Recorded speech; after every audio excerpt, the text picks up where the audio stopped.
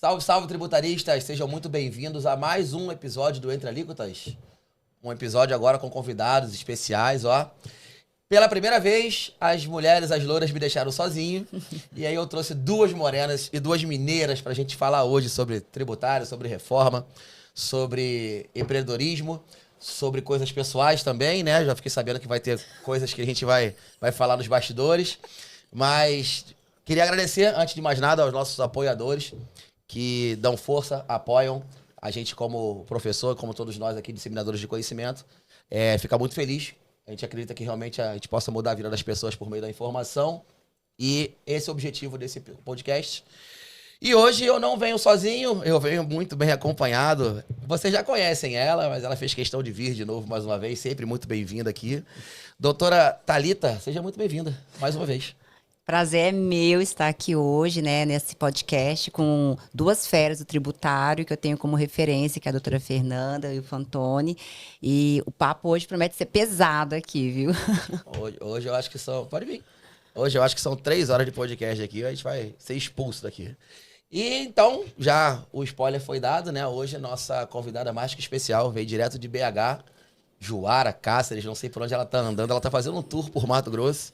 Doutora Fernanda Silveira, advogada tributarista, professora, especialista em reforma tributária, agronegócio e outras coisas mais, né?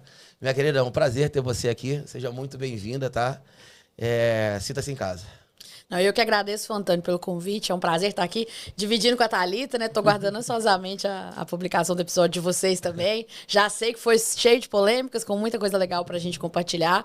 E o objetivo é esse mesmo, né? A gente tá aqui já há um tempo. Na verdade, eu fico me dividindo entre Cuiabá e Minas, mas fico viajando em Minas e fico viajando aqui. Então, em cada momento que eu tô aqui também, tem sido um prazer conhecer as pessoas de todos esses lugares. E assim como você, Fantoni, acho que o grande objetivo é esse mesmo, de a gente compartilhar conhecimento, fazer com que as pessoas tenham oportunidades de exercer a carreira tributária de uma forma adequada. A gente tem muito aventureiro por aí, sim. A gente tem muita gente prometendo sonho, muita gente, né, até em alguns momentos, né, vamos dizer assim, ofuscando um pouco, né, o que tem de ruim ali com uma imagem, uma aparência de riqueza ou de sucesso fácil, que não existe em carreira nenhuma com seriedade, sabe? Então, acho que o grande objetivo é disseminar e permitir que as pessoas façam aí todas as suas escolhas da forma mais consciente e adequada possível. Show de bola. Você já começou quente, né? Você tocou num assunto que eu acho essencial.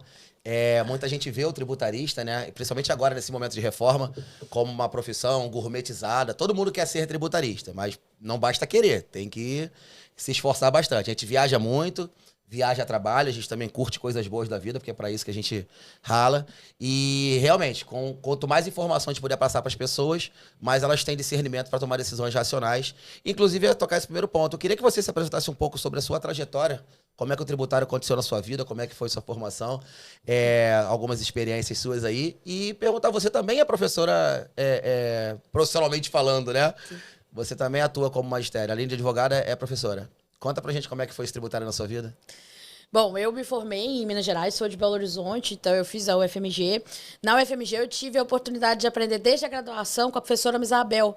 Oh. E a professora Misabel, apesar dela ser uma advogada muito bem sucedida, com um escritório gigantesco, ela nunca abandonou docência. Assim, tiveram que aposentá-la compulsoriamente, porque não tinha mais jeito. Inclusive, o limite de idade já tinha sido superado e agora ela está dando uma outra matéria de reforma tributária lá, na pós-graduação para os alunos. Então, você tem a oportunidade de aprender com uma pessoa que é referência desde cedo, é uma coisa que já te inspira bastante. Então, na graduação, apesar de eu não atuar tanto com tributário, eu já quis fazer uma monografia e ela, não sei por que razão, topou me orientar na época, porque eu não tinha experiência nenhuma. Energia. Talvez tenha sido isso. Acho que ela me achou doida de conseguir chegar lá e perguntar, professor, você me orienta com o tema porque para ser tributarista já tem que ser um pouco doido, né? O tema era horrível, Fantoni. Eu falo que a gente tem uma frase que ela diz assim que se você não tem vergonha da primeira versão do seu produto é porque você demorou a lançar. Eu acho que assim, eu me aventurei no tributário meio sem poder, sabe? Eu cheguei pra ela com uma ideia horrorosa. Era péssima e ela com toda a educação, não, mas acho que você pode pesquisar outra coisa. E acabou me orientando, sabe? Mas eu comecei a carreira em outras áreas do direito, especialmente no empresarial. E aí, em um determinado momento, eu falei, não, eu acho que eu quero ir pro tributário mesmo. Mas o tributário, se você não tem uma carreira como estagiário, que você já está dedicado à prática, é difícil você entrar.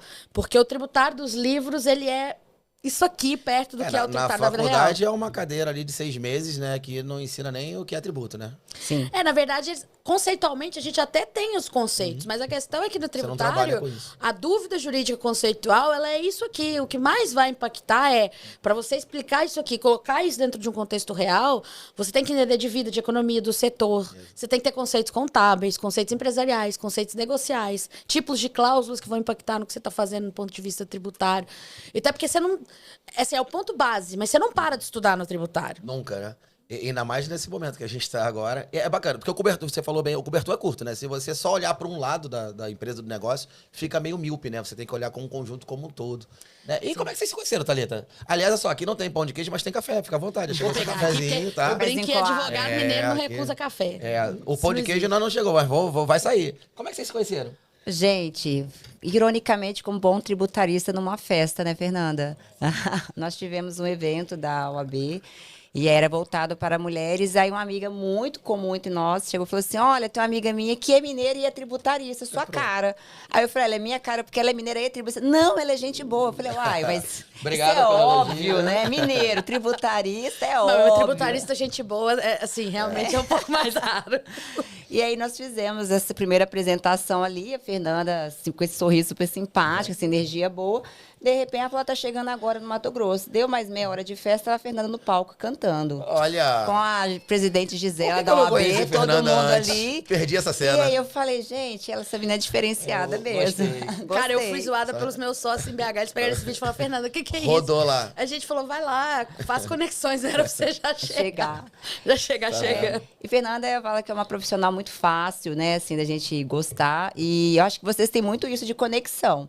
Você começou o nosso podcast falando: a informação ela tem que ser compartilhada, o conhecimento ele tem que ser. E eu acho o que me conecta com os profissionais, essa generosidade que às vezes a gente tem, que poucas pessoas têm, na verdade. E eu falo que isso é quem tem muito conhecimento, transborda, e aí fica mais fácil de passar para frente. Então, vocês dois têm muito isso parecido, viu? E a gente veio conversando, coincidentemente, sobre isso no carro, né?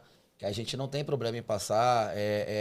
Se a pessoa ela souber executar, se ela souber se responsabilizar pela informação, a informação ela é pública, a gente recebeu de alguém também e vai passar.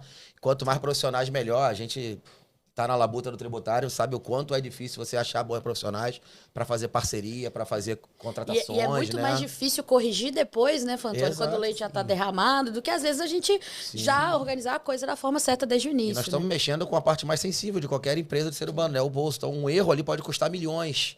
Né? Então, a responsabilidade do tributarista é muito grande. O que você está fazendo em Mato Grosso neste momento? Você também está atuando por aqui, dando palestra, aula, atendendo cliente? Como é que está o cenário? Na verdade, assim, o escritório ele já tem muito tempo que a gente atua no Mato Grosso. Meu sócio foi convidado para uma palestra na época para falar de sucessões, porque várias pessoas que estavam aqui tinham sido assessoradas. Aí é um dos pontos até que em casa com o que a gente está falando. A pessoa entende que existe uma estrutura lá, como uma holding ou outras, que pode ser um bom planejamento, não só tributário, como sucessório, patrimonial. A pessoa vai lá e desenha a estrutura, só que ela não ensina para o cliente como operar, o que ele tem que fazer, quem que ele tem que contratar, quais são as declarações que ele tem que fazer, como que ele mantém aquela estrutura de pé. Porque quando a gente está falando de estruturação de negócios, pensar a estratégia é uma parte, implementar é outra, e manter de pé ao longo do tempo é outra etapa. E muita gente acha que é só pegar e entregar, olha, você pode fazer uma holding. Tá, isso eu posso, e aí? Então, a gente viu muita gente parando ali. E aí, meu sócio foi convidado. E aí, nós somos mineiros, né? Toma café com um, toma com outro. Aí, pega um cliente, pega outro, assim, que não era tanto, nem tanto ali naquele momento a ideia. Mas a gente foi crescendo, fomos tendo bons clientes. Então, há 5 anos, a gente abriu a primeira unidade física em Sinop. Na época, regionalmente, era a que fazia mais sentido. Escolheu Depois, uma cidadezinha boa, né? Boa. mas é muito pela proximidade com os clientes. Que o mineiro gosta disso. A gente não gosta de ficar, né? Assim, se o paulista, você liga pra ele abre o taxímetro, quer pra você ligar o mínimo possível, e ele não quer nunca ir onde você tá. E brincadeiras à parte com o que é paulista, nós gostamos dessa conversa disso, de olhar no olho, de conversar. Essa guerra fiscal existe, não tem jeito. Eu sofro bullying até hoje por ser carioca. Não, mas o carioca ele ainda gosta de conversar, entendeu? Não, o paulista ele é só, você me tirar daqui, aí tem que ser isso, mais isso. Então a gente não tem, a gente gosta de estar perto. E aí a gente foi conhecendo mais pessoas. Quando a gente vai conhecendo pessoas que são boas conexões, até como clientes mesmo, empresas que querem fazer projetos legais também no ponto de vista de governança, ambiente, social. A gente tem muito essa pegada de apoiar nesses outros projetos. Aí foi crescendo. Então, a gente abriu aqui em Cuiabá, depois abrimos Sorriso também, pela necessidade que a gente foi tendo. E aí, num determinado momento, a gente acredita muito na força, assim, de união dentre as culturas e de dedicação real, sabe, às pessoas. Então, a gente pensou, era interessante ter um sócio lá. Era interessante que um sócio fosse morar lá, porque até então a gente não tinha ainda uma estrutura, né, com alguém já mais, Sim, né, de frente ali, que conhece a cultura do escritório, até para apoiar as pessoas que estão aqui, treinar, mostrar, desenvolver. Então, no momento, eu entendi que fazia sentido para mim, mais pelo projeto do escritório. E aí eu vim em janeiro, só que eu acho que eu me apaixonei. Sabe? Você Agora se escolheu. Deixa eu escolher alguém aqui para ir para Mato Grosso. Escolhi eu mesmo. Não, mas foi uma decisão, eu sei até pelo momento dos outros sócios. Isso é natural no negócio, né? Às vezes você está passando por uma situação, seu sócio vai te ajudar, o outro está no momento. Então, eu achei ali no momento fazia sentido ser eu. Foi uma decisão, assim, muito, acho que faz sentido e eu vou me disponibilizar para isso. Mas eu realmente me apaixonei, assim, pelas pessoas, pelo lugar. Então, eu tenho um carinho muito grande hoje pelo Mato Grosso. E é uma coisa que eu sei que não volta atrás. Sim, eu acho bacana. Eu tava fazendo até uma live. Eu dou muita aula para concurso também. E tá para sair o próximo concurso da Cefaz aqui. E eu fiz uma live esses dias e a maioria das pessoas me perguntar, pô, mas tem home office? Como é que é? Eu falei assim, olha só, se você vier para cá e não se apaixonar por Mato Grosso 6 meses, aí a gente fala de home office. Mas vem de coração aberto. Vem pra ficar. Eu tô aqui há 15 anos, tá há bastante tempo também. 25. 25. É muito normal as pessoas virem pra cá e serem bem acolhidas e tal. Além de ser um estado próspero, né? A gente tem que se sentir bem onde tratam a gente bem, onde a gente ganha dinheiro dignamente, né? E Mato Grosso é um excelente celeiro pra isso. É o pulmão, o motor, né, do nosso Brasil, que é o agro. Inclusive, é a especialidade de vocês, né? Sim. Muitos produtos pro agro. Como é que você tá vendo? O pessoal tá muito assustado com a reforma tributária. O nível de consciência tá baixa, tá alto. Como é que tá chegando isso pro pessoal do agro?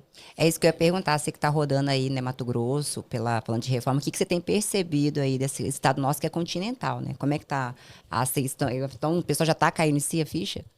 Não é um fator só aqui do Mato Grosso, tá? Eu brinquei que eu fico viajando de BH, porque no outro dia eu tava lá no Cerrado Mineiro de Minas, que é café, no outro dia no sul de Minas, que é café também. Região do Cerrado Mineiro, se você for ali perto de Uberlândia, as indústrias vão falar que é Triângulo Mineiro. Os 3 Bs ali? Mas o pessoal do café é região do Cerrado Mineiro. Tá. Mas tem um porquê, porque a região do Cerrado ali é parecida com a daqui, era uma terra difícil de cultivar. A primeira, inclusive, grande cooperativa que começou num projeto de assentamento feito pelo governo, na época, o governo do estado de Minas, que depois, né, o próprio Alisson Paulinelli, ele foi ser um ministro do governo federal durante ainda o governo Geisel.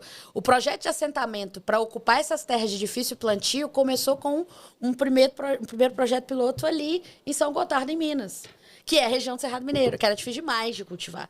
Então, o pessoal de lá tem uma cultura, né, e uma história parecida. Lá é mais cooperativista, aqui não, mas a história é parecida. Foram pessoas, no caso lá, foram várias pessoas que estavam na região de Cotia, a maior parte deles de origem japonesa, alguns, inclusive, imigrantes japoneses ainda vivos, que foram para lá para começar a abrir as primeiras terras de cerrado. E esse projeto dando certo ali foi o propulsor para todos os demais projetos que... um modelozinho, né? Exatamente. E quando o Alisson, né, eles vendo o que o Alisson fez no governo estadual, chamaram ele para o federal e aí começou a história. Então, são histórias parecidas.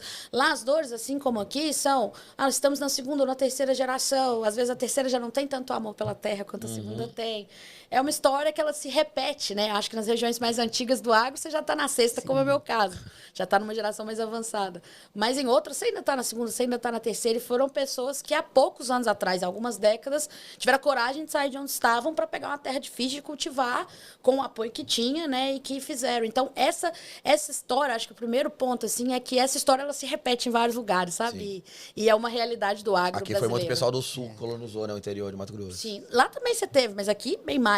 Mas o projeto foi com esses que eram da Cooperativa Agrícola de Cotia e que foram para o assentamento ali em São Gotardo. Então, o que eu tenho visto existem várias questões quando a gente vai conversar. Primeiro ali, a gente tem pessoas que já estão numa estrutura em que o desafio geracional dela é o ponto número 1 de preocupação, então... O pessoal não está tão preocupado, vamos colocar assim, com como mudar a operação ou o que vai acontecer dali para frente, porque já é uma família que talvez não tenha um sucessor. Tem herdeiros, né, mas não tem propriamente um sucessor para continuar operando a terra. E dentre aqueles que tem, depende muito de com quem você vai conversar. Você vai conversar com uma pessoa, né, que já está há muito tempo, já está ali há 40, 50 anos, já viu 30 promessas de Brasil que nunca foram para frente. É difícil você mudar a cultura das pessoas assim, né? Como é que eu viro para ele e falo, não, mas essa promessa aqui, na verdade, nem é uma promessa mais, Tá porque já valendo. tem uma lei, já tem nota fiscal que você tem que emitir em janeiro. Já na tá cabeça rodando o dele, carro. Ele fala, cara, se toda vez que tivesse prometido que eu ia fazer uma revolução no agro, eu tivesse feito alguma coisa, eu não tava aqui mais. Você enfrenta uma resistência já, né? Agora, aqueles que, né, aí você já está falando da segunda, às vezes a terceira geração, que já estão trazendo para o negócio uma visão mais de gestão próxima, né, de uma governança que a gente diria empresarial, já estão realmente mais conscientizados, mas também estão indo muito numa ordem do que é prioridade. Olha, minha prioridade é plantar, depois eu resolvo a parte tributária, eu vou me estruturar. Então, é muito bacana, assim, esses eventos, porque quando você vai lá, e você conversa. Ao invés de você falar da tecnicidade, é o IVA dual. Não, esquece a técnica. Chega pro cara e fala, Fala a deixa linguagem eu te dele. explicar. Você vai ter que emitir nota assim, assim, assim. Você não vai poder mais usar nota fria. Então, você acabou a farra dos combustíveis. não vou nem Vendeu na falar pessoa todos. física, recebeu na jurídica, não pode mais. Acabou essa farra. Na verdade, eu até faço uma outra coisa. Eu falo, olha, o movimento do mundo é de organização e no setor rural não é diferente. Porque se você perguntar a um contador, especialmente aqui no estado, que a maior parte dos produtores já fatura mais de 4 milhões e 800 anos. Se você perguntar para o contador o que mudou na contabilidade do produtor de 2019 para cá, ele vai falar livro caixa digital. Sim. Já mudou muita coisa, porque os produtores já estavam na mira da Receita. Sim. Então, a primeira coisa que eu faço é, olha, o mundo está indo para esse lado. O Brasil é o mestre no controle fiscal e ele é o mestre no controle financeiro. E agora... E eles se falam agora de tempo real, então... Isso. Agora, ó, de 19 para cá, o que mudou? Ó, você que é o contador, né, desse produtor que está aqui, o que mudou? Ele falou, olha, já tem livro caixa, já fez isso. Aí eu mostro as operações da Receita em cima dos produtores. Muitos deles receberam cartinhas ou autorregularizaram. Os valores são bilionários. Então, assim... Já era um setor que estava sendo inserido, independentemente da reforma, num maior nível de controle fiscal. Aí o que eu falo é, depois que vocês entenderam o que já está acontecendo, porque daí você reconhece a sua história de agora, vamos ver qual é o próximo só uma promessa passo. ameaça, já está acontecendo. Aí o pessoal abre a cabeça. Que eles falam, cara, eu não tinha reparado que eu estava sujeita a um crivo maior. Eu não tinha... Ninguém tinha feito a linha do tempo para eu ver, assim, de forma clara na história, assim, como que a minha vida já estava mudando. Agora eu estou entendendo. Aí, quando realmente as pessoas entendem, vamos dizer assim, para onde a Receita quer caminhar, aí a gente já entra no pronto de discussão do que muda com a reforma. Só que aí já é uma discussão crítica. Ao invés de entrar nos detalhes, a gente vai muito, né, nessa linha de... Já vamos muito na linha de, cara, o que vai mudar? Que basicamente é dar real. Olha, vai ficar mais difícil, a carga vai aumentar, as promessas... Eu lembro quando eu entrei em 2008, né, como fiscal aqui, tá? Mas já tô pedindo desculpa a todo mundo se fiz alguma maldade com alguém. Estou recuperando o crédito para vocês e devolvendo, Eu já peguei essas heranças aí do Fantoni, já. Já pegou herança, que bom, dei trabalho para todo mundo. Mas eu lembro que nós passamos por um processo aqui da implementação da nota fiscal eletrônica, do SPED, e primeiro segmento a gritar era sempre o agro. Não, porque o agro não tem internet na fazenda, não tem isso, não tem aquilo. Cara, aí com o Starlink, os caras têm caminhonete, iPhone e tal. Esse discurso caiu por terra. Né? Olha só, o agro tem estrutura sim. O maquinário que se usa é operado por telemetria lá da Holanda, enfim. Tecnologia tem no agro. Então, assim, é só questão de organização cultural. A gente sabe que, pelo menos eu li isso em algum momento, que por volta de 90%, né, dos produtores rurais, eles operam na pessoa física ainda. Sim. Então, eles têm poucas obrigações contábeis e fiscal, né? Basicamente, eles não têm nem obrigação de ter um contador regular, né? Eles declaram ITR, imposto de renda e alguns fazem livro caixa, né? Você vê que vai ser necessário um movimento de acompanhamento mais próximo da contabilidade e até que ponto vai ser mais interessante uma pejotização e profissionalização do agro, porque a diferença é muito grande. São 90% de pessoa física e só 10% de pessoa jurídica organizada, né? Você acha que vai haver uma migração para esse movimento de PJ, não? Na verdade, migrando ou não, o produtor, se ele estiver dentro do regime normal, se ele já vai ser obrigado a pagar mesmo? Porque se você pegar, por exemplo, a CNA vai falar assim, 95% dos produtores estão na pessoa física, 95% estão na pessoa física, e dentre os produtores, né, 5% apenas ultrapassam 3 milhões e 600 anos, que seriam as pessoas obrigadas ao IBS e a CBS, né, dentro dessa sistemática. Só que a questão é você regionalizar isso, porque aqui no Mato Grosso... Aqui a maioria está dentro desse 5%. Vai ser obrigado. Né? Vai ser obrigado. Entra muito a questão da cultura, porque hoje o produtor ele tem uma situação mais simplificada, porque quando ele vai fazer a estruturação do negócio dele, etc., ele está olhando só para o imposto de renda. Então, o controle que ele tem é qual que é a receita, porque eu quero que seja receita rural, e às vezes eu quero até que tudo seja receita rural para pagar menos. Eu também quero que tudo seja despesa rural para eu reduzir o meu lucro. Eu só quero saber de imposto de renda, receita e despesa. Exatamente. Tudo que eu puder jogar lá, tanto de receita quanto de despesa, mesmo não sendo tão bem assim da atividade rural, eu quero. E a minha preocupação está muito nesse controle para fins de apuração do imposto de renda. Porque quando eu penso no ICMS, por mais que o produtor emita a nota, na maior parte das operações ele está entregando, a operação interna é diferida, ele não está recolhendo. Então, ele não precisa preocupar com crédito de entrada. Sim. PIS e COFINS também não paga, se for uma pessoa física. Então, ele não precisa preocupar com crédito de entrada. Por quê? Por ICMS, ele coloca lá, emite uma nota, mas é diferida, é zero. Então, ele não vai tomar crédito sobre nada. E no PIS/COFINS, ele não vai destacar e nem recolher. E, na maior parte das vezes, ele gera um crédito presumido, que é a própria empresa que está depois dele que vai tomar. Então, vamos dizer assim, em termos de operação, ela é muito simplificada do ponto de vista tributário. Sim. Fernanda, mas pegando esse gancho, assim, dentro desse segmento agronegócio, nós temos aí dentro do IBS, né, e CBS, uma ampliação da base de cálculo, de operações que antes não eram tributadas ou que não era necessário ter uma obrigação acessória de emissão de nota fiscal.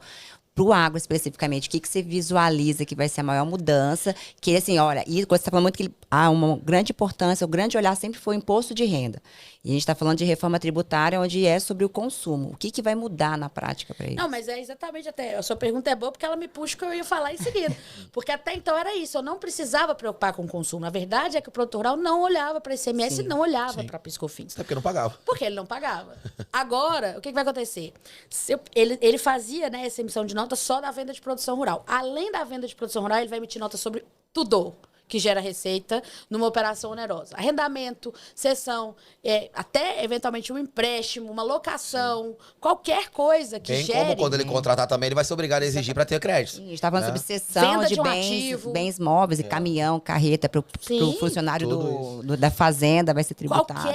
Qualquer coisa. Então, é como se eu dissesse assim, primeira coisa que ele tem que entender, porque se ele fizer isso certo, em 26, teoricamente, ele não está obrigado a pagar nada. Mas ele tem que começar a emitir nota sobre tudo. E as notas que ele tem que emitir vão ter detalhes ali que você tem que preencher, que para você organizar, para emitir essas notas, já é um ponto. E isso você tem que fazer, estamos em setembro, você tem que fazer isso até para rodar em 1º de janeiro. Porque se não rodar... O que a Receita fala? Você sabe que dia 5 de janeiro vai ter um caos no Brasil, né? Vai parar muita empresa aí, mas é muito. Mas é isso que eu acho super interessante, porque... a gente está alertando, nosso papel está fazendo. Mas não é nem só, a gente tem uma crítica muito grande sobre o nosso governo. Mas a Fernanda tem até uma apresentação que eu adoro, que ela coloca de uma forma muito visual. São assim, de um lado, todas as obrigações acessórias que foram instituídas nos últimos 5 anos, assim, de controle de informações fiscais. Hoje a União tem acesso a tudo. Sim. E aí, do outro lado, ela implantou muito sutilmente um controle financeiro. Tá aí o Pix, né? E foi brigada. E tá vendo o Drex agora. Sim, e a gente achando que era uma facilidade para nós. Agora você pensa, hoje o Estado você nunca tem... pensou, isso é importante. Você achou que o Pix era uma facilidade para você. Dia. Você nunca pensou que o Pix é controle do governo e que o Pix é concorrente do cartão de crédito. Sim. Porque você, pessoa física, não paga pelo Pix, mas a empresa, para receber com Pix, paga igual ela paga a maquininha de cartão para receber com cartão. Não, mas isso que eu falo, agora a gente tem uma gestão de informações fiscais muito bem controladas, auferidas ao longo desses anos, foram testando que funciona, e agora o controle financeiro, que juntando isso, a gente vai ter o quê? Split payment. Né? Então, a gente tem aí...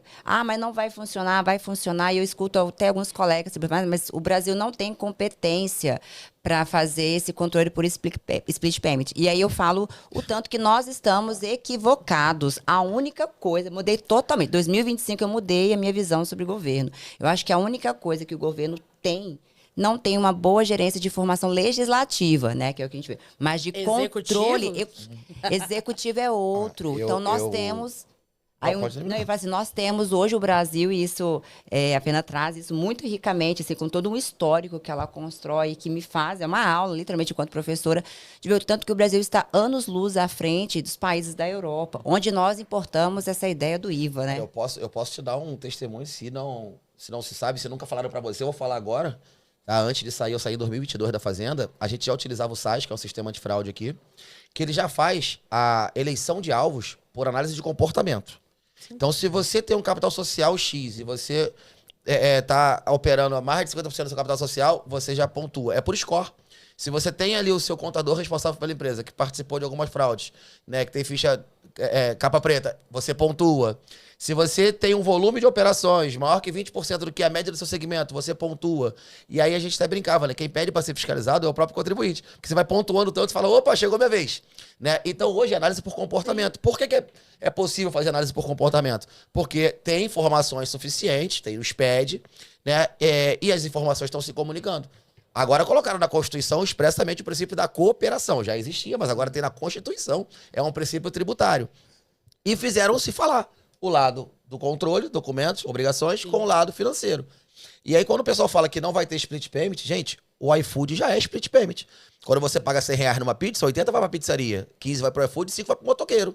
Ou seja, a tecnologia já existe. É só fazer o que a Thalita falou. Agora, ela fala com documento fiscal. Justo. Gente, não tem mais pra onde fugir, né? Ou seja, é só Não, conscientizar o acho que a gente povo. a gente pode voltar só um pouco, porque o split é o mais... Até para explicar ele é complicado, mas temos... Até o nome é complicado. É porque pegaram, igual a Thalita falou, pegaram do inglês. Mas só para eu concluir o ponto aqui dos produtores. Janeiro tem que emitir nota. Depois, a partir de 27, naquilo que ele tinha de ferimento de CMS, ele não tem mais. E ele também está dentro do jogo de CBS, que é PIS/COFINS. E CBS já entra em 27. 100%. Então, Depois seletivo, né? tem alguns itens ali que ele vai ter diferimento, mas são itens específicos, situações específicas. Se antes era sempre na operação interna, agora é sempre em algumas operações para qualquer lugar.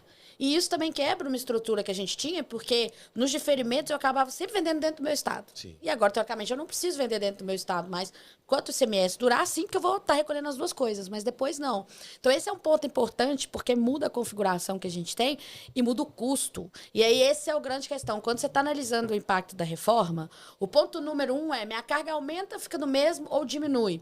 Tem alguns setores que aumentam 400%. Tem Serviço, outros por que exemplo, tá reduz. pagando uma conta absurda, né? Que reduz, mineração também. Tem uns que reduz. Ok, tem uns que fica mais ou menos no 0 a 0. Só que eu vou ter que estruturar minha operação para eu pagar. Ou seja, eu vou ter que gastar, criar processo, criar controle. Que é o ter um custo com a sistema. conformidade, né? Que a gente fala. Exatamente, custo para pagar. E, em alguns casos, eu ainda vou ter um custo financeiro, porque embora lá no final, o produto final esteja zero, eu vou antecipar recolhimento na cadeia. É o antes eu chamado não antecipava. desencaixe financeiro. O fluxo de caixa vai ser... As empresas que são pequenas, simples, nacional, estão acostumadas a você fazer as compras, você recebe o tributo dentro do preço, né? O tributo hoje é por dentro, opera 40, 50 dias com o dinheiro do governo e depois da apuração você decide se quer pagar ou não, porque se você não pagar, tudo bem, você está usando o dinheiro do governo. Sim. Acabou, né? Isso, é o que a gente tem falado. Acabou nota Ou fria. vai acabar, na acabou verdade. o financiamento com tributos, de você ter a opção de não Sim. pagar. Porque o que o governo está fazendo, e aí realmente você tem... quando a gente pensa no split, né? O nome vem do inglês, botaram esse nome em inglês na lei. Mas a gente já comia banana split faz tempo daqui, né? Já era dividida a banana no meio com sorvete no meio. Mas Já dá era. até pra fazer. Não, e é engraçado isso, porque quando você fala das maquininhas, as instituições financeiras chamam de split de pagamento. Se você entrar lá no site, é split de pagamento. E aí o que eu tenho feito de comentário é, o split de pagamento, que é dividir o bolo, ele já existe. Né? Aí para uma pessoa, quando você tá fazendo uma venda na maquininha de cartão, você coloca lá o valor, faz as parcelas, automaticamente, de acordo com o tipo de operação que você fez, eles já vão direcionar o que é da operadora e o que é seu. Você já recebe só o seu preço descontado da taxa do cartão. O que vai mudar e qual que é a tecnologia que está sendo desenvolvida agora para o split payment do tributo? Porque não é só pegar o valor cheio da nota, é basicamente o governo está prometendo o quê? Se hoje você paga um contador, várias pessoas, alguém para revisar, para essa pessoa pegar os créditos de entrada versus débitos de saída e fazer a conta de quanto que você tinha que pagar de fato, e aí às vezes a gente vê que o contribuinte errou, ele pagou a mais, ele tem direito de pedir de volta, mas isso é um super trabalho. O contador faz, um revisor faz, muitas vezes um auditor É auditoria, faz, isso aí. vê uma consultoria para fazer, um trabalho complicado. O governo está prometendo que ele vai fazer isso em tempo real todos os dias. Então, eu tô aqui... eu comprei 15 notas. Aí ele vai contabilizar tudo que eu paguei de BSBS nessas 15 notas aqui. Aí eu vendi 30 notas. Aí ele vai contabilizar tudo que eu vendi nessas 30 notas. Para ele fazer o meu débito e crédito com base nessas notas em tempo real. Só a diferença. E aí ele vai liberar, na hora do split, primeiro que ele vai fazer é liberar meu preço, porque meu preço net eu tenho que receber. Depois, teoricamente, ele liberaria o meu crédito. Porque aí ele vai falar, cara, na venda aqui, 26 era tributo, só que você tem direito de 12 de crédito. Então eu vou te pagar 100, mais o que é seu preço, mais 12. E os 14, que é a diferença, é que eu vou reter. E fazer um sistema assim, que processa em tempo real, notas fiscais com algumas informações parametrizadas. E aí a estimativa é de que o governo vai processar 70 bilhões de notas ano para chegar nisso. Processar esse tanto de nota fiscal em tempo real para fazer uma apuração diária, consolidando ali no final do dia, liberando o saldo para o contribuinte, isso não existe. Aí é linkar essa tecnologia de processamento de débito e crédito automática com o split de pagamento que realmente já existe. Mas fazer isso não é fácil. Tanto é que o governo contratou várias empresas, até empresas que estão, né, que são já têm essa expertise de serem meios de pagamento para ajudar a desenvolver. Mas o que me deixa, vamos colocar assim, incomodado, eu ia falar outra palavra. Não, pode falar aqui, não tem problema nenhum. Só vai passar a noite esse episódio, tá tranquilo. As crianças vão assistir, né, sobre a reforma, não posso falar isso. Você ia falar ficar puta, não, né? O que me deixa incomodada é que, se o governo quisesse simplificar a vida do contribuinte, o que ele faria? Vou desenvolver um sistema, vou treinar você, vou te explicar, vou dar curso. Vou disponibilizar o sistema. Vou disponibilizar o sistema, vou fazer isso tudo para que você aprenda a fazer do jeito novo, com calma, com tempo. Então, ele poderia ter feito o quê? Vamos ficar aqui 8 anos estudando, em 2033 todo mundo já aprendeu, a gente vira o sistema. Mas o que ele fez? Aumenta a carga, aumenta a complexidade, empurra a goela abaixo, faz o negócio fatiado para ficar mais difícil ainda, porque aí a cada ano o desafio é um. Ao invés de fazer tudo de uma vez ainda por cima, a gente fica sofrendo a cada ano tem uma mudança. Gotas, vamos dizer assim, durante 8 anos. E pior, ele vai botar esse sistema para rodar estando pronto ou não. Ou seja, nós seremos os usuários beta que vão ficar testando a porcaria do sistema até ele funcionar. E enquanto ele não funcionar, nós vamos passar por um super aperto. Então, eu até acho que lá, talvez em 35, a coisa rodando bem, vamos ver o que vai acontecer. Mas até rodar bem, e aí é só lembrar de como foi com a nota eletrônica, com a nota fiscal eletrônica. Hoje ela tá bem estruturada, mas até rodar. Acho que não tem pressa mais, porque agora ele tá com o dinheiro na mão, né? É diferente. Agora inverte, né? Eu tava conversando sobre isso com os clientes. Na verdade, você não tem mais para onde fugir com relação ao pagar imposto. Já vai ser retido por split, você tem que parametrizar os sistemas para usar os benefícios fiscais, que agora são únicos, não tem mais benefício pontual, são todos programa. De custeio, não são mais de investimento. Exatamente. Né? Então, se você não tem mais como pegar um benefício setorial, como existem da nossa quase finada guerra fiscal, a grande sacada das empresas vai ser no crédito, na apuração do crédito, de você ter o controle das suas despesas, dos seus gastos, ter o controle da documentação fiscal para que você tenha o máximo de crédito possível, porque senão acaba que a empresa vai pagar a conta do outro. Se você não aproveitou o crédito, você pagar a conta, não tem mais para onde correr. E aí que é um grande ponto, e isso é muito importante, Antônio, que você mencionou, porque a Receita é tão sacana que ela deixou claro o seguinte: se você fez lá uma venda e aí você não estruturou da forma adequada e você repassou o custo, ou seja, você destacou um débito lá, a maior ou a menor, não interessa, você repassou, quem tem que pedir de volta é a pessoa física que comprou de você, e se for um CNPJ, fatalmente ele vai ter tomado crédito disso. Então, você esquece, você não vai recuperar. Você cobrou a mais, o problema é seu.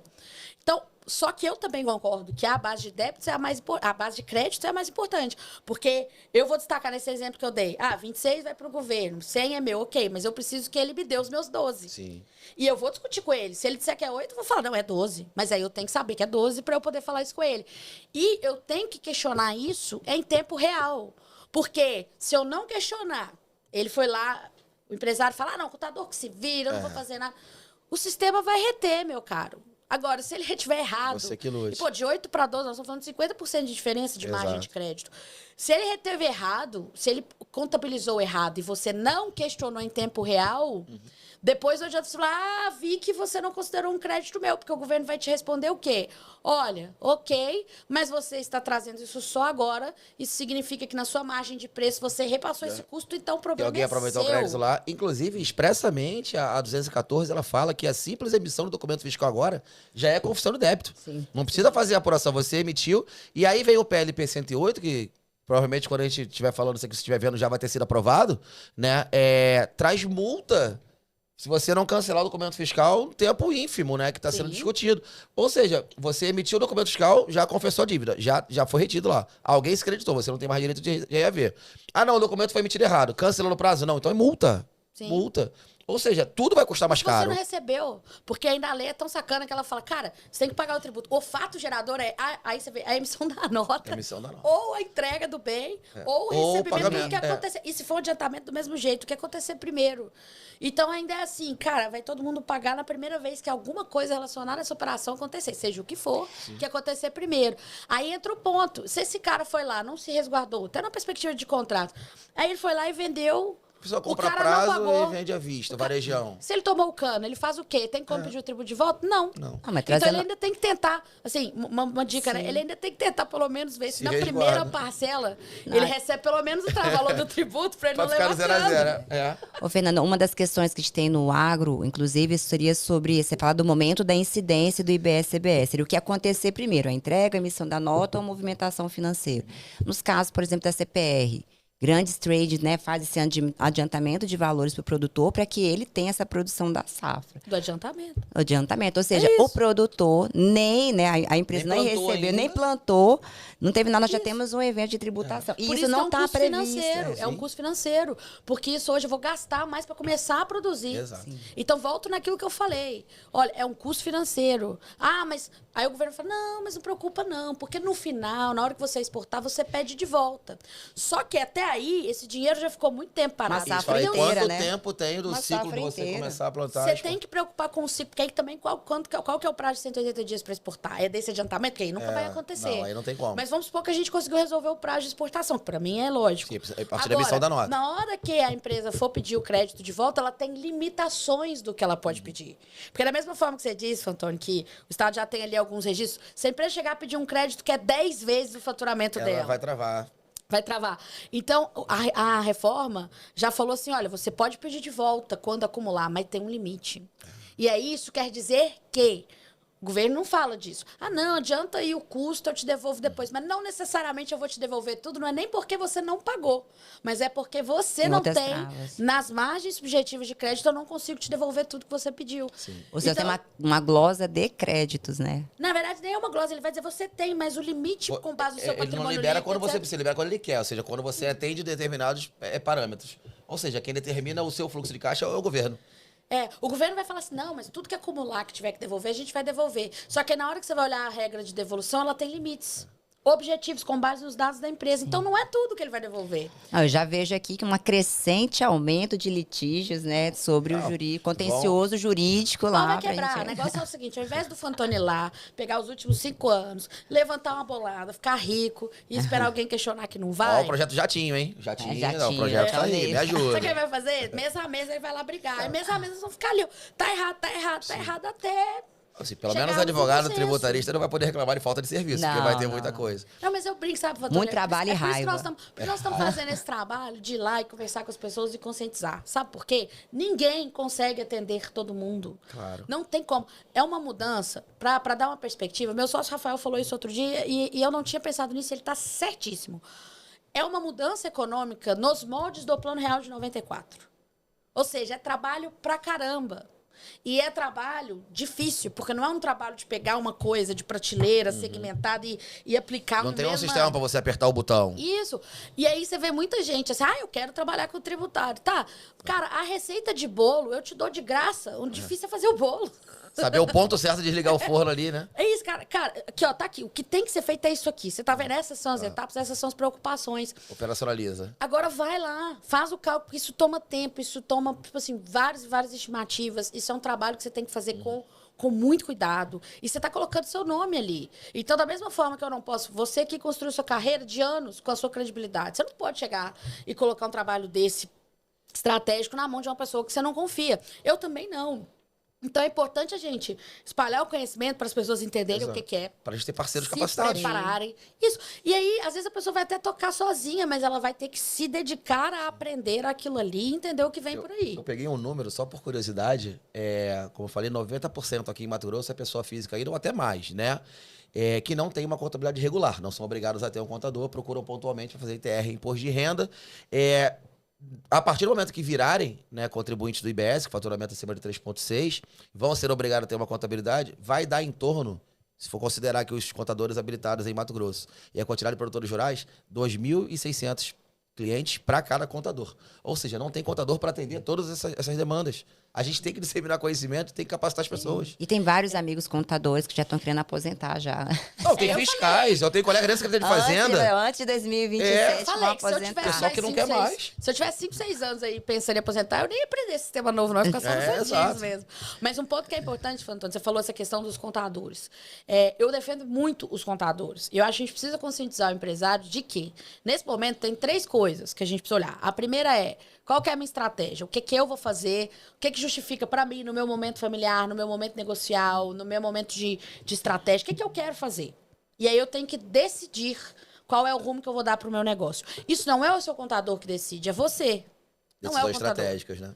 Então você tem que decidir. Uma vez que você decidiu, você vai dizer para os seus times, olha, então é essa a estratégia. Aí você precisa ajudar os seus times e ajudar a investir, dar recursos, investimento, sistema, etc. Contratar pessoas ou contratar bons assessores para botar de pé. Botar de pé a estrutura. Depois que você botou de pé, você pensa, então tá bom. Aí eu volto à história de como a gente começou a vir para o Mato Grosso com o Rafael, meu sócio. Botar de pé, beleza, tá bom. Agora é tocar. E tocar é você continuar dando assessoria, capacitando as pessoas para elas entenderem o papel delas naquilo ali. Então, se você achar que seu contador vai fazer isso tudo, não vai. O que seu contador vai fazer ele vai continuar entregando as suas declarações fiscais e contábeis do jeito que as regras fiscais e contábeis exigem, se o seu negócio continuar do mesmo jeito que ele está hoje. Mas ele não vai projetar o impacto de caixa que você vai ter em 2027. Até porque não está, e essa é a defesa que eu faço dos contadores, até porque não está dentro do ramo de atribuições dele. Ele está ali para receber as informações e processá-las. Por obrigação acessória. Porque ele está assumindo a responsabilidade pessoal no CPF dele de todas as suas declarações fiscais. Se tiver uma fraude em alguma coisa, o contador é responsável. Então, ele tem que ter uma visão, como contador, ele tem que ter uma visão que é limitante da responsabilidade dele. Eu estou aqui só para entregar com base nas informações que você me deu. Se você me ocultou uma informação, se você falsificou um documento, se você me entregou uma nota de uma coisa que não aconteceu, o contador não está envolvido nisso. Ele tem que limitar. Agora, outra coisa é você contratá-lo como um consultor. Aí é totalmente diferente. Outra atribuição de serviço. E por isso, não é à toa, quando você pega as estruturas de grandes empresas de auditoria e consultoria, essas coisas são muito bem separadas. Se você é um contador que está prestando auditoria para uma empresa, você fica 2 anos, pelo menos, sem poder prestar consultoria. Exatamente porque o auditor ele tem que ter a mente mais restrita possível, a mais restritiva, a mais conservadora. E o contador também. O consultor é quem pode dizer, não, aqui a gente pode ter Existe essa uma brecha. estrutura. Porque senão o contador bota o dele na reta. Então, esperar que o contador seja o super-homem, que consiga dar estratégia e definir os negócios para 2.500 produtores, é irreal.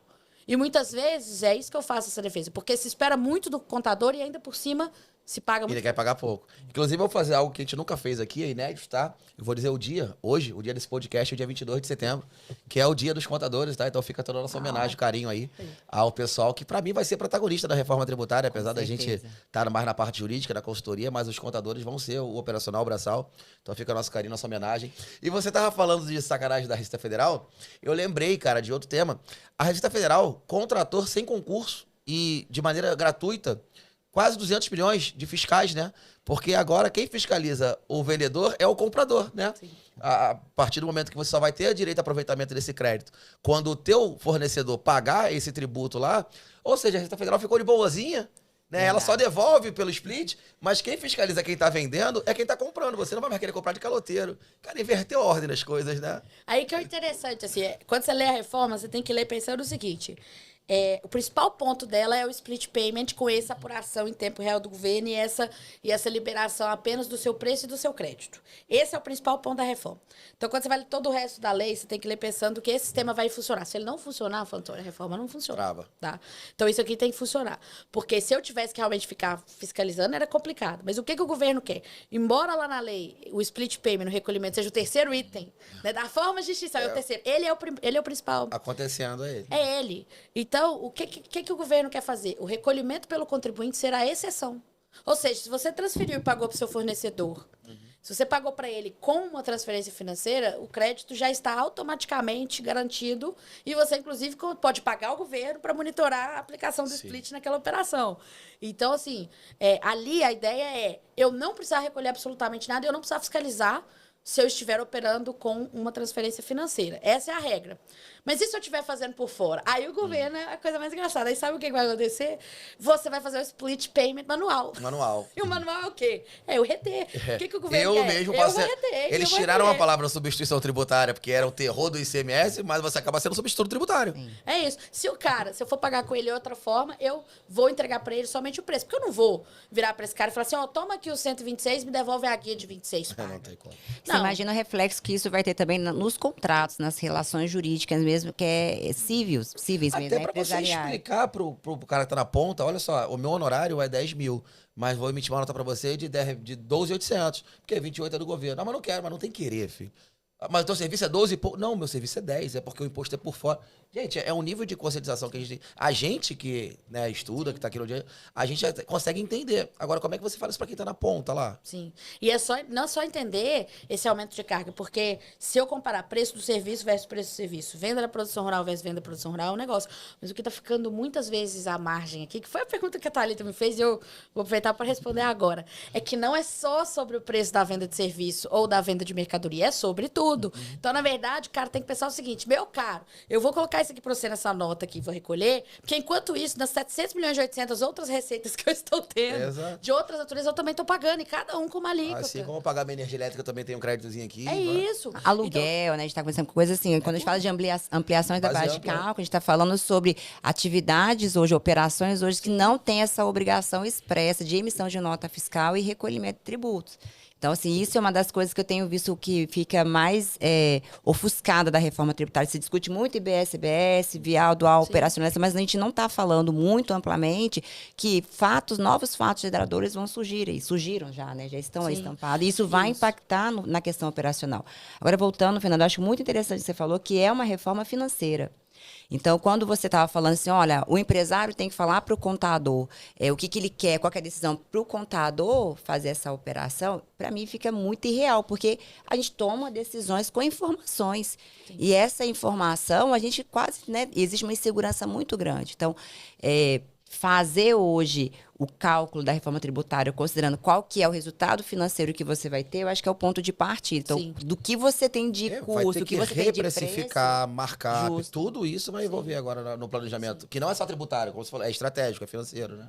E o que a gente tem visto muito, assim, né? É por isso que eu falei, é um trabalho difícil demais, gente. Pega lá pra você refazer uma DRE do zero, porque não é só pegar e aplicar uma alíquota sobre aquilo ali, é entender quais todas as outras receitas que estão de fora, que agora você vai ter que começar a tributar, quais são todos os outros créditos que você não estava considerando e agora você vai considerar. Às vezes você vai se defrontar com a seguinte questão. Agora você compra sem nota, você tava lá pro interiorzão, você sabe que é cultural isso, né? Infelizmente. Repassando cheque, enfim. Né? E fazendo operações com dinheiro também. O meu cheque, eu acho que é um ativo que vai voltar. A moda agora. Vamos proibir o cheque, proibir o dinheiro, né? Estão querendo tirar o criminalizar o dinheiro e voltar a trabalhar com cheque. Mas um ponto que é importante porque assim, não é só eu pegar, muita gente pensa assim, olha só receita de prestação de serviço, você pagava 3% pro seu município. Agora é 17% com os descontos ou 28%. Tá, isso é fácil. Falar que é 28%, deixa eu te explicar, é 28% porque aqui é receita, aqui é estado, aqui é... Isso é fácil. O negócio não é isso. É pra você pegar e falar assim, cara, deixa eu rever tudo que você tá comprando aqui. Sim. Ver o que vai tirar crédito. De quem você compra, se é o melhor fornecedor. Se tá no Simples, se não tá no Simples. Se não tá, que tipo de crédito que te gera. E isso eu entendo. Aí são decisões estratégicas do dono da empresa, saber até de quem que ele vai comprar e como ele vai vender. E aí entra o ponto. Você vai pegar esse aqui e refazer essa parte da cadeia de suprimentos inteira. Você refaz. Na verdade, o primeiro ponto, você vai olhar até o impacto de receita, mas em segundo momento, olhar a sua cadeia de suprimentos inteira, fazendo os cálculos todos. Você vai se confrontar com situações de coisas, informações que a empresa não tem. Do tipo, o que você comprou aqui que você forneceu gratuitamente para os seus funcionários? Abaixo do valor de mercado ou gratuitamente? Ah, você comprou um carro, peraí, que agora... O que está lá nos seus acordos ou convenções de trabalho? Porque isso aqui vai te dar crédito. Então, você começa a ter um número gigantesco de coisas para olhar. E aí, quando você vai pegar e passar esse pente fino aqui, fazendo esse cálculo, para você realmente entender o baque, é aí que a empresa começa a ter uma noção melhor do que ela tem que tomar de decisão. E, às vezes, ela, inclusive, vai olhar, olha, aqui eu vou precisar, então, conversar com o pessoal que está na minha cadeia. E aí entra o que a gente tem falado muito, Fantoni. Não é só olhar o seu negócio, olhar a sua cadeia. Porque às vezes é você quem tem a posição, você como transportadora, quem tem a posição, né? de ajudar o caminhoneiro a emitir uma nota, porque ele não vai emitir. Exato. É você. E o interesse é seu. Isso. É você, né, uma grande agroindústria ou uma grande trade que tem condição de muitas vezes assessorar determinados produtores. É claro que a gente tem produtores e grupos que já são enormes, mas tem alguns que não, que vão precisar de apoio.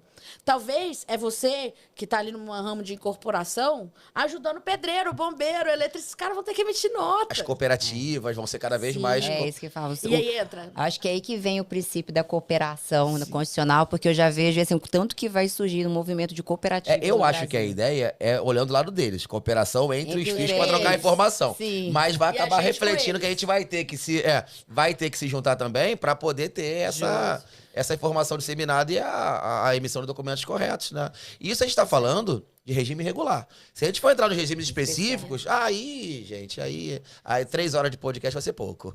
Não, mas você vê, assim, nos específicos, às vezes a carga se mantém, mas a complexidade, o custo de conformidade... Olha, mas já fica aqui uma sugestão para a gente vir com pautas, né, da reforma, regimes específicos, Você que está assistindo aí, faz um comentário, manda lá no Instagram da Fernanda, da Thalita, pede tema que a gente está aqui para fazer. Pega aí uns temas não, aí. Mas a gente não tem medo de responder, não, sabe? Eu acho que esse momento é um momento de preparar as pessoas mesmo e delas entenderem.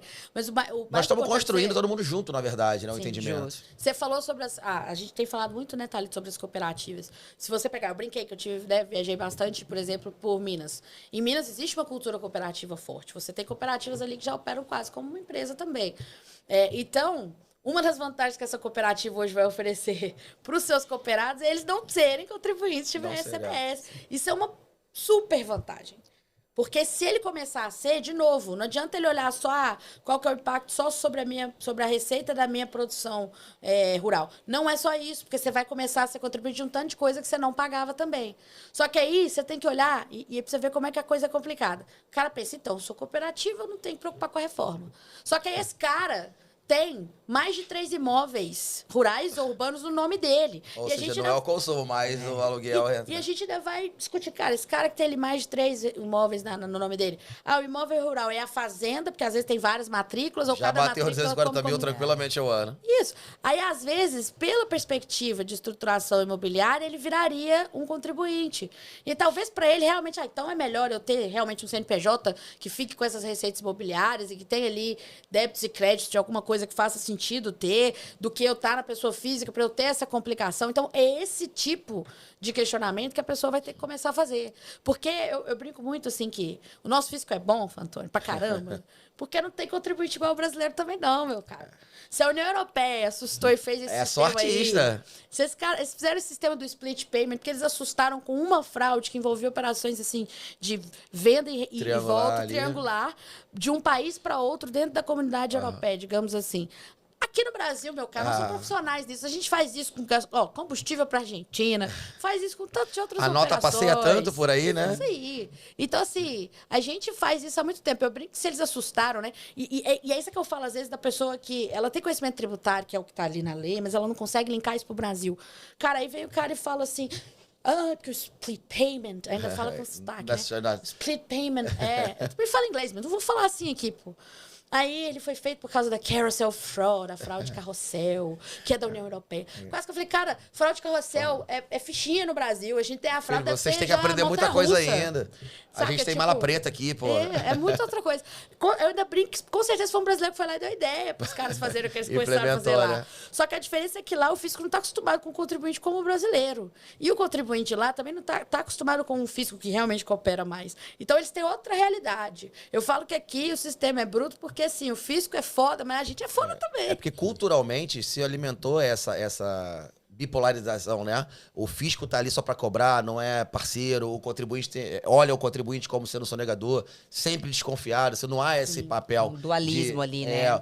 Hoje existem vários procedimentos, várias promoções que o fisco faz para ensinar, para fazer o cumprimento da obrigação de maneira voluntária e tal, não só a autuação, né? Aqui no estado, por exemplo, de 2020 para cá, mudou muito, né? Antigamente, o lançamento de ofício era regra do ICMS né, na lei diz que seria por homologação, mas aqui no estado a gente fazia tudo por lançamento de ofício, seja por estimativa, seja por carga média, seja por auto de infração. Agora não, agora você recebe uma cartinha de amor, você tem a oportunidade de se regularizar, sem penalidade e tal. Então, assim, tá havendo um diálogo maior, né, das duas partes. Bom, agora eu vou... Pego ele ou não pego, Thalita? Olha só, eu tô desarmado. Eu estou desarmado hoje, hein? Olha só, eu vou falar o seguinte. Fala. Quando o contribuinte faz autorregularização, eu te poupo do trabalho de lançar e o débito vira um débito não contencioso. Eu não tenho mais defesa. Mas eu sem confessei. multa, sim. Mas eu tô te poupando o trabalho, Claro. anos de movimentação de custos de Cefaz pra eu me defender na esfera administrativa, mais a possibilidade de eu me defender na judicial. Então, o FIS não tá fazendo isso de bom coração, não. É porque na Não, conta é mais mas barato pra ele. Sim. Não, com certeza. A hora do fiscal é cara. Se você botar Sim. o fiscal para trabalhar mais... Aí vem o segundo tem que- ponto. Vamos falar a verdade, então. Ah, nossa, mas tem todo o movimento de consensualidade, que eu acho justíssimo. Maravilhoso. Thalita vai querer me matar agora. Mas o movimento de consensualidade... A mulher da transação. Em todas as transações, a gente paga honorários também. Vamos contabilizar aí o que essa galera não tá... Não, e na verdade, se você for ver na transação, apesar de ser um instrumento excelente, adoro, tá, para gestão de passivo, mas a gente vê que, né, os descontos são proporcionais, né? Sim. Quanto pior o crédito. Assim, são coisas que às vezes a União e o Estado já sabe que não vai receber nunca. Sim. Então, se ele não fizer, né, uma É o grau de benevolência, recuperabilidade. ele não vai receber, então é melhor você ter 1% de alguma coisa que 100% de nada, né? Sim, mas aí o raciocínio vira um raciocínio, é o que eu tenho falado, que pro contribuinte que é bom pagador é injusto, porque ele que tem boa CAPAG, boa capacidade de pagamento, ele Ele não tem desconto. O cara que é o A salafrário... Mastalita faz um laudo aí de revisão de CAPAG, que é claro que ela excelente. faz, você mas já é- me mandou o modelo. É aquilo, modelo eu mando, quero ver você fazer pra sua empresa, né? É, isso que eu ia falar. É isso aí, Modelo ué. eu mando, eu quero saber a receita do bolo, a gente compartilha. É isso aí, ué. Ó, mas aí a questão que eu falo da consensualidade é que agora, com a reforma, a gente está falando justamente disso. Não existe mais esse passivo tributário a ser trabalhado, né? E, Não Fantônio, eu existe. queria perguntar, você que veio já há um tempo do lado negro da força, lá do fisco, reforma tributária, a gente tem o comitê gestor, é uma reforma administrativa também, né? Como que você, assim, tem observado isso? Tá, eu acho que o principal temor, a principal dúvida aí do pessoal é como é que vai ser a fiscalização, né? O contribuinte quer saber como é que ele vai ser fiscalizado. Isso está sendo desenhado no comitê gestor, que já foi instaurado de maneira capenga, porque os municípios não conseguiram eleger os representantes, então o Concefaz virou um comitê gestor. Né? Quem está no Concefaz está atuando dentro do comitê gestor. Conheço várias pessoas que estão lá dentro, pessoas seríssimas, muito competentes, capacitadas com boa intenção, só que é muito trabalho. O regulamento do IBS vai ter 2.000 artigos. E não está nem perto de acabar. Como é que vai ser hoje, pelo que eu vi por alto, né? Tem coisas que eles não podem falar. Mas nada impede que você seja fiscalizado ao mesmo tempo por auditor da Receita, do Estado e do município. Entretanto, não pode ser pelo mesmo período e mesmo fato gerador.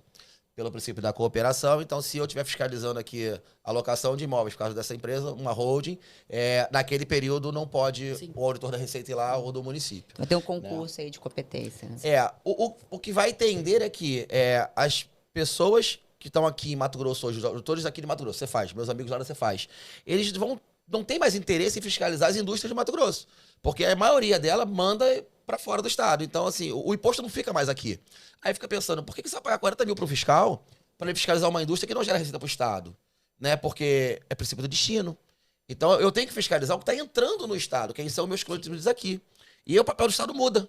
O papel do estado é de favorecer, de maneira não tributária mais, mas de maneira política, orçamentária ou de outra forma, que isso aqui seja um lugar agradável para você semear suas atividades, sua prestação de serviço, você O viver. Estado pode virar até um empresário, é uma coisa que a gente tem que Sim. falar. Então, assim, para que não haja esse conflito de competência, vai ter ordens de serviços no sistema único do comitê gestor. O problema que eu vejo ainda é o seguinte, aí deixa para os advogados responder. Tá, aí se você receber uma auto de infração do IBS, automaticamente você vai receber da CBS também. Aí você tem que fazer 2 defesas, porque são competências distintas. Mas é o mesmo fato gerador, mesma base de cálculo, né, só muda a alíquota. E se o comitê gestor entende de uma forma e o CARF entende de outra? Sim. Né? Diz que vai ter um comitê de harmonização. Pela lei, são 4 pessoas. 6. 2 procuradores federais, 2 estaduais e 2 municipais. 6 para resolver conflito de competência de comitê gestor com o CARF. Gente, para mim, o estudo do STJ disse que vai triplicar o número de processos, porque o artigo 105 foi mudado da Constituição, né? Sim. Quem é que vai parar? Onde vai parar isso? No STJ. Vai aumentar o número de ministros? Não, eles não vão ter essa capacidade porque a gente está falando, ainda mais nesse primeiro momento. Talvez até com o tempo a gente faz uma redução ali das dúvidas. Mas você pode ter certeza que nos primeiros 10, 15, 20, 30, 40, talvez até 40 anos, a gente vai ter muita dúvida. A gente estava discutindo até ano passado se transferência era tributada pelo ICMS ou não, a DC 49. Sim. Olha quanto tempo. A Lei Candia de 96, foram decidir agora em 2023. Não, esse caso, ele é totalmente absurdo, porque tinha uma súmula, tudo bem que ela era de 96, um pouco antes da lei complementar, Sim. e ela estava falando do ICM ainda. Mas depois teve um julgamento do STJ vinculante, Sim. um do STF vinculante. Aí eu brinco que eu não sei quem que foi que deu a ideia pro estado do Rio Grande do Norte de entrar com aquela DI. A pior coisa que ele fez foi entrar com a DI, porque se ele não tivesse entrado... Estava resolvido. Quem queria... ia lá e discutia. Quem não queria, não discutia. Até porque, nesse caso, né, para alguns valia a pena não pagar. Para outros não fazia diferença. E para uns era bom.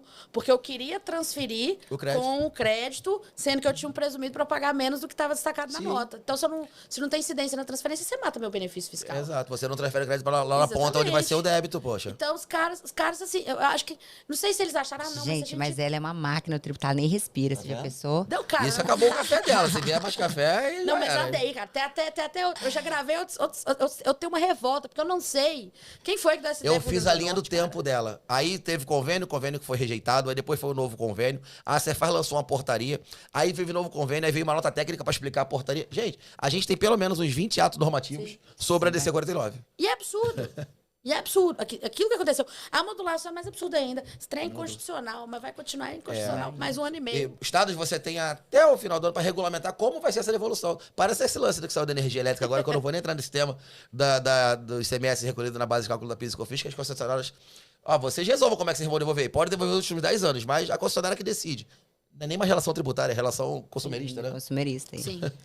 Não, esse caso aí... Eu até falei disso, a gente tava falando disso no grupo aqui, né? Dos tributaristas da Comissão de Direito Tributário, que é do ABMT. Esse caso começou quando a CEMIG lançou 3 bi no balanço dela, falando que era do semestre na base... O ANEEL não demorou, não. Foi rapidamente. Isso e parece aí rápido. virou uma briga gigantesca, que realmente, assim, eles vão ter que devolver, a gente não sabe quanto. E você vê, a gente vai lá, discute, briga, e depois os caras querem botar uma limitação em relação ao período que você tem para compensar o negócio. Exato. Ao mesmo tempo, estava em discussão que ICMS que era, ao mesmo tempo ainda tem gente que está enfrentando ação rescisória. Então, o Brasil não é para amadores. Mas sabe o que eu brinco, Antônio? Só para deixar aqui de uma curiosidade, eu falo que quando a gente ganhou até ICMS na base do PIS/COFINS, todo mundo ficou muito feliz, porque a gente ganhou muita coisa, os valores eram relevantes, né? Foram os trabalhos aí com bons honorários também para quem entrou com as teses. Mas a gente deu ideia pro fisco, cara. Porque a gente falou com ele, o ICMS não é receita minha, é sua, então eu não tenho que pagar PIS/COFINS sobre isso. Um auditor falou assim, mas se é minha, por que isso está entrando? Primeira coisa que eles fizeram, cara, então vamos prender esses caras aí por apropriação indébita. Virou crime não pagar ICMS. Veio todo aquele movimento dos devedores contumazes, que passou há pouco tempo. Sim. Por isso, o cara que sistematicamente está que não paga para se financiar com tributos vira um criminoso. Que, inclusive, aí tem que bater palma, inteligentemente, o fisco utiliza isso como poder coercitivo que impacta muito mais na empresa do que você lançar auto-infração. Porque lançar auto-infração, a gente entra no contencioso, suspende e vai lá ficar alguns anos porque é moroso. Coloca o cara como devedor quanto mais, incluindo em cautelar aqui no estado. Ele não emite nem nota eletrônica. Acabou a operação. Não, o outro jeito aí te também, obriga a se regularizar. O outro jeito também era fazer uma denúncia em que tinha o crime tributário, mas tinha um crime de formação de quadrilha ou de evasão de divisas. Porque aí, se o cara parcelar e pagar, ele mata o crime tributário, mas ele não mata o outro. Então ele tem que negociar. E aí, nessa hora, meu querido, se você ameaçar prender um empresário, ele resolve em 5 segundos. Então, esse caso, a gente falou isso. Aí eu acho que alguém chegou no momento e falou assim, cara, se esse dinheiro é nosso, por que a gente tá deixando esses caras se financiarem? Vamos prender. Se esse dinheiro é nosso, por que nós estamos deixando entrar no caixa? Então nem vai entrar no seu caixa, é meu. Então, assim, a lógica do split payment é essa. Você é quem está arcando com o custo. Então, na verdade, quando for o split, você está pagando pelo meu serviço, André. o dinheiro está saindo da sua conta direto para a conta do governo. É você que está pagando. Exato. Agora não tem mais... Agora não entra na minha conta mais para transitar por aqui. Então eu falo assim, que a gente ganhou muito, mas acho que a gente não pensou no monstro que a No gente efeito, ia A criar consequência, né? quando viesse a reforma. Fernanda, me deram um apito aqui. Voa, né, o tempo. Mas eu acho que a gente vai passar só 40 minutos, tá? Mas deixa eu te fazer uma pergunta. Eu sei que a gente já falou, não tem como mensurar, até porque não tem nem carga ali do IVA. Não se sabe qual vai ser o crédito presumido do agro. Mas se eu fosse falar hoje pro produtor rural, pros contadores e produtores rurais que estão assistindo a gente aí, vou fazer uma pergunta genérica e vou especificar. Qual o impacto da reforma tributária no agro? Mas eu digo assim, quais seriam os primeiros passos que o agro tem que se preocupar? E o que você entende que vai se dar no futuro? Vai haver um aumento de carga ou diminuição? Vai haver um momento de pejotização? As holdings agrícolas tendem a surgir no mercado de novo? Movimentos cooperativos? Enfim, qual é o cenário que você vislumbra para o agro como o impacto da receita tributária, sem falar em números ainda, né? Tá. 26 tem que estar emitindo as notas. Se você não emitir as notas, o governo vai travar a sua possibilidade de emissão. A ameaça é essa. Aí você não consegue emitir nota. É a mesma lógica do dever O milho está embarcado no caminhão, a nota não sai e você não consegue ligar a chave. Isso aí. Então, assim, se o cara não estiver emitindo as notas adequadamente em 26, ele tem um problema. E a gente sabe que o produtor pode até tentar se reorganizar para que ele eventualmente não tenha que ser contribuinte BS-CBS. A saída seria ele ser um produtor integrado a alguma agroindústria ou um cooperado. Mas, assim, até isso acontecer, janeiro está aí batendo na porta. E, como eu disse... Isso requer um planejamento todo estrutural, né? E é emitir nota não só sobre a produção rural, sobre outras coisas que vão ser tributadas. Então, esse é o primeiro desafio. É organizar para conseguir emitir as notas que tem que emitir em As janeiro. parcerias vão acabar? Não, eu acho que as parcerias vão ser uma oportunidade, inclusive. Tanto de ratear, mas tem que ser parceria efetiva mesmo. Porque agora, mesmo se você pagar em produtos, também é tributado, né? Sim. Só que, teoricamente, na parceria, você tem um contrato que é uma sociedade efetiva. Então, em teoria, para mim, né? O que vem para mim de produção em razão da parceria, eu não tenho que pagar IBS-CBS, porque isso não é uma operação com bens e serviços. Sou eu pegando a minha parte de um negócio. Agora, na hora que eu vender... material. Na hora que eu vender, aí sim eu tenho que pagar. Então, eu defendo isso. Se alguém disser que tem que incidir sobre a entrega dos produtos em razão da parceria, nós vamos ter que brigar. Eu já vi isso. Não, Olha aí, mais briga. aí Eu é já que vi eu as vou- pessoas falando isso, porque diz que é não oneroso, mas aí tem aquele conceito de parte relacionada. Enfim, estão Mas não, misturando mas o cara várias... tá entendendo, cara. É diferente. Está no contrato, né? Ali é como se fosse um núcleo único. Sim. Dentro daquele Que rateia núcleo, a não existe despesa nem e- duas empresas vinculadas ali. Existe, nós estamos rateando despesa, etc. O meu pagamento é com essas sacas, o seu pagamento é com essas sacas. Só depois, Proporcional. quando a gente for fazer a venda, é que existe uma operação. Que até pode ser entre partes vinculadas. Eu estou vendendo para uma agroindústria, por exemplo. Estou vendendo meu milho para a Impasa e só vendo para a Impasa. A Impasa é uma parte vinculada. Porque parte vinculada também não é só com quem eu Sim, tenho relação não- societária, o irmão ou filho. Depende do Mas é volume que você depois. opera também. Só que aí você tem que estruturar a parceria, porque, de novo, na parceria você está assumindo a responsabilidade. Se o cara cometer um crime ambiental lá, se tiver um trabalho análogo à escravidão, o seu tá na reta. Então, Entra junto. o contrato de parceria ele tem que ser organizado, até porque ele traz responsabilidades efetivas quando ele é verdadeiro. Mas colocando aqui, né, o cara vendendo a produção, ele tá dentro desse buraco do mesmo jeito. Então, o que a gente projeta? Para a maior parte das produções em que você tinha diferimento interno, a regra geral é você começar a pagar 40% da alíquota que virar, que é 10, mas vamos colocar 10, 11%. Você tinha 0, vira 10, 11%. É muita coisa. Então, já Porém, é vai um- ter crédito. Vai ter crédito, mas você vai ter que se organizar para Sim, contabilizar pra o crédito, ter. que você também não tem. Então, você tem que investir para isso. Ou seja, em 26 E como que seria notas, o crédito, por exemplo, na parceria, Insumo, se você fertilizante. divide... Não, não na esses- parceria. não, na venda operação do geral. agro normal, né? Operação do É. agro, isso.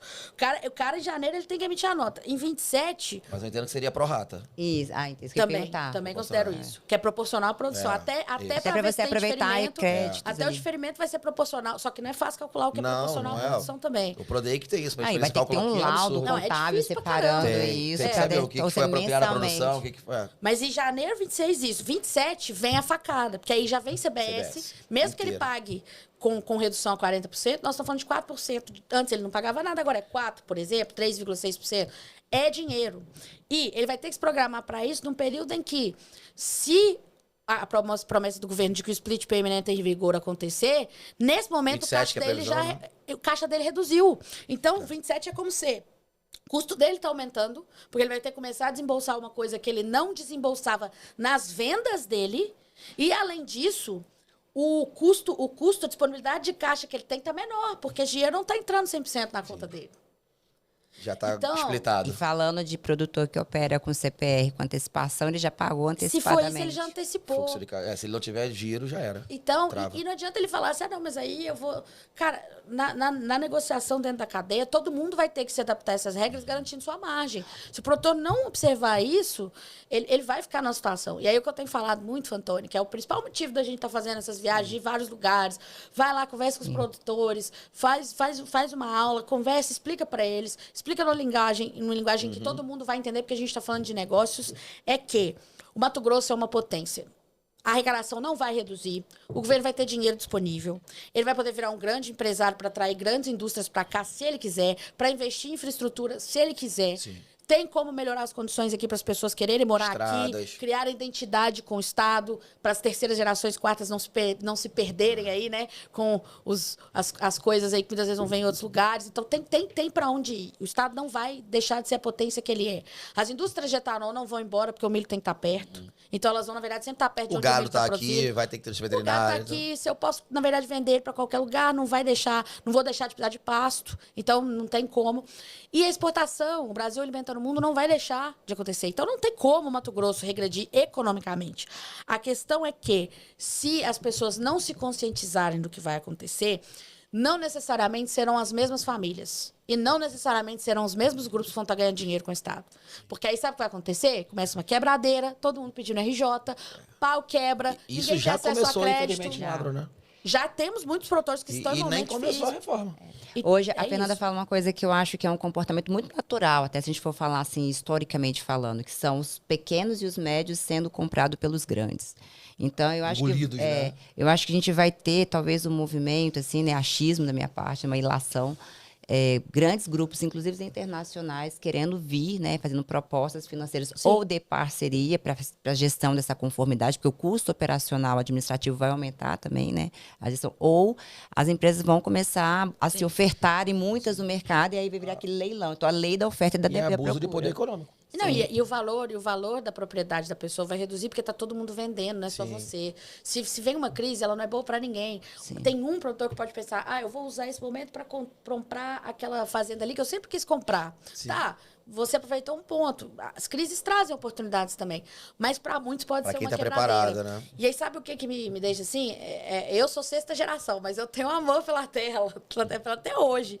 Não tem como. O que mais me dá assim, uma sensação e um desconforto é pensar que essas pessoas que vieram lá, que pegaram um cerrado difícil de produzir, que fizeram o que fizeram, construíram um super patrimônio, tem amor pela terra, é aquele produtor que ele vai para a fazenda todos os dias, até nos domingos, nem que seja para olhar e falar assim, tá, tudo bem, tô indo embora. Ele tem amor, sabe? Você vê uma segunda, uma terceira geração não dando conta de manter a operação de pé, ou ele mesmo não dando conta, apesar do amor, ou porque não houve uma conscientização, acho que isso é o que mais doeria ver. Vai doer. Sabe, assim, mais doeria ver. Porque é um desafio geral, tem parte que é do setor, tem parte que é só você, tem parte que é todo mundo vai ter que brigar para o split funcionar.